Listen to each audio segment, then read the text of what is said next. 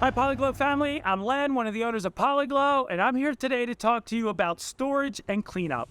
So here you are, you just applied Poli Glow to your boat and RV. You're at the end of your project and you want to know what to do with your materials. First of all, for storage, you want to store them in a cool, dry place. You don't want them to freeze and you don't want them to be in a high heat environment that can spoil the products. If you have any products left over, put them back in a bag and store them in a cool, dry place. You can do the same thing with your poly mitt applicator or your 7-inch applicator. Now, there's an important concept here about your applicators. When you're in the middle of a project, sometimes the applicators can get dirty, just like this, or this. Sometimes you're working in an area of your boat or RV, maybe you didn't prep it out so well, and you just pick up a little bit of dirt onto the mitt. Why is this important? Well, number one, the dirt can get embedded into the finish, and then it doesn't look great. And then you have to strip it off and start again. You don't want to do that. If you see this happen to your poly mitt applicator, you want to get the dirt out of there. It also prevents streaks if you remove the dirt. So how do you do that? Well, a simple way to do it is to just rinse it off with a hose, like this. You're going to remove some of the Poli Glow that's in there. That's okay.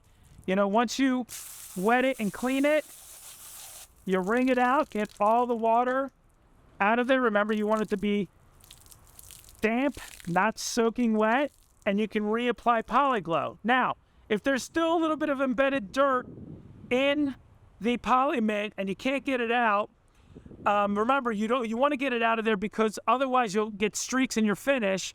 You can grab a bucket, pour a little bit of poly prep in here, and the other thing that's great about this is that there's a little bit of dried Poli Glow around the edges of the mitt that can also cause streaks in the finish. You just want to dip it in here and soak it, and this can help remove some of the dirt in the mitt. So this just has a little bit of poly prep in it because it helps remove the dried Poli Glow along the edges of the mitt. Now you can't leave the poly prep in here, you have to rinse it out. Otherwise, you're going to be putting Poli Glow on here and it's not going to stick and you'll make a mess. So you just want a little bit, a few ounces of poly prep in about 2 to 3 gallons of water just to get it cleaned up.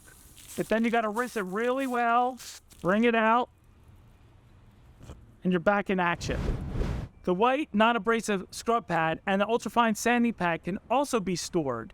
You don't need to throw these away. Just rinse them off with water in a hose or in a pail, whatever is necessary.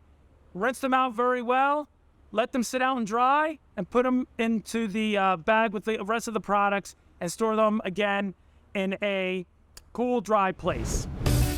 For a gloss that's boss.